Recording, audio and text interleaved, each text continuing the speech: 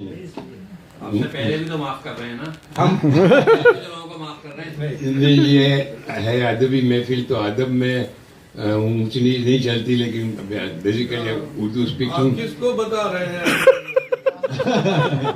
तो बहरहाल मैं सबसे पहले ये भी कहूँगा, बड़ी खुशी हो रही है देखकर कि आप लोगों ने हर महीने एक महफिल सजाते हैं यहाँ।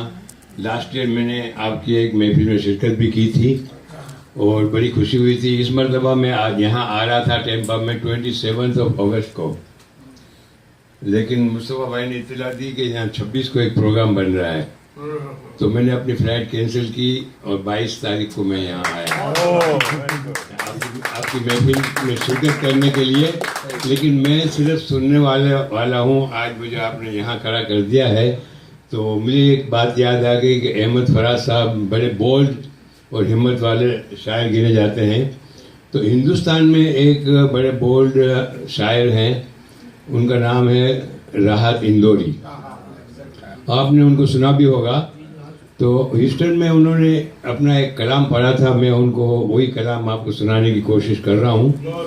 उनका एक अपना अंदाज है, वो उससे अंदाज में मैं कोशिश करूँगा, लेकिन वो उसमें बड़ा मुश्किल है उनका एग्जैक्टली मैं कॉपी कर सकूँ। लेकिन बड़ा अच्छा कलाम उन्होंने पेश किया था और उन्होंने कलाम के पीछे जो ख्याल रखा था, उन्होंने कहा था कि हिंदुस्तान और पाकिस्तान जब वजूद में आए 1947 में, तो कुछ लोगों ने दुश्मनी का एक पौधा लगा दिया उस वक्त। तो बाद में किसी ने इस पौधे को उखाड़ने की कोशिश तो नहीं की, लेकिन उसको पानी पिला के आज 65-70 साल में तनावर दरख्त बना दिया है। तो उसको ख्याल में रखते हुए मुखालिफत को और दोनों मुमालिकों में करप्शन को ख्याल में रखते हुए उन्होंने कुछ अपना कलाम इस तरह पेश किया कि आपस में एक दूसरे से खिलाफ तो है। तो वो कहते हैं कि मैं अर्ज कर रहा हूँ कि अगर खिलाफ हैं होने दो, खिलाफ हैं होने दो, कोई जिंदगी थोड़ी है, ये सब धुआं है, कोई आसमान थोड़ी है। अगर खिलाफ हैं होने दो, ये जिंदगी थोड़ी है, ये सब धुआं है, कोई आसमान थोड़ी है। और फिर वो आगे कहते हैं कि जब लगेगी आग तो इस जद में कई मकान आएंगे। जब लगेगी आग तो इसकी जद में कई मकान आएंगे। यहाँ सिर्फ हमारा मकान थोड़ी है, यहाँ सिर्फ हमारा मकान थोड़ी है। वो शायर जैसा भी कहा, लेकिन आपने तो उसके अंदर जान डाल दी। बड़ी मेहरबानी, शुक्रिया, अंदाज जबरदस्त, बड़ी मेहरबानी। और फिर वो आगे कहते हैं कि ये मैं पाकिस्तानी की तरफ से कह रहा हूँ। वो कह रहे हैं कि मैं जानता हूँ कि दुश्मन भी कम नहीं, मैं जानता हूँ कि दुश्मन भी कम नहीं, लेकिन हमारी तरह हथेली पे जान थोड़ी है।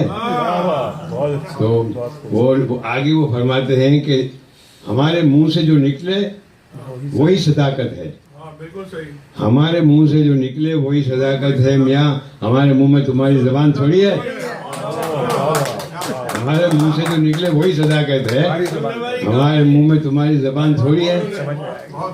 और फिर उन्होंने ये कहा कि जो आज साहिब मसनद हैं, जो आज साहिब मसनद हैं कल नहीं होंगे, जो आज साहिब मसनद हैं कल नहीं होंगे।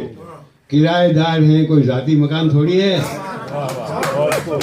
किराएदार हैं, कोई जाती मकान थोड़ी। फिर उन्होंने एक बात और कही कि मैं इतना बोल्ड हूँ और इतना आउटस्पोकन हूँ कि हिंदुस्तान में इस वजह से मैं ज़्यादा मशहूर हूँ और शायद इस वजह से ज़्यादा बदनाम भी हूँ। तो उन्होंने कहा कि मैं जो आपको शेर सुनाने जा रहा हूँ वो मैं प्राइम मिनिस्टर की मौजूदगी में भी कह देता हूँ। तो उन्होंने कहा कि एक मरतबा इमरजेंसी में लाल किले में प्राइम मिनिस्टर की मौजूदगी में उन्होंने कहा कि सरकार चोर है। तो दूसरे दिन पुलिस अफसर ने इनको पुलिस स्टेशन बुला लिया और पुलिस ऑफिसर ने कहा कि आपने कल मुशायरे में ये कहा था कि सरकार चोर है।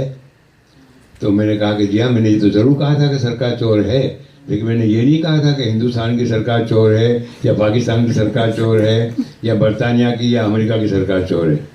तो पुलिस ऑफिसर ने उनकी तरफ देखा और मुस्कुराया। वो कहने लगा, अच्छा आप हमें बेवकूफ़ भी समझते हैं क्या? हमें नहीं मालूम कहाँ की सरकार चोर है?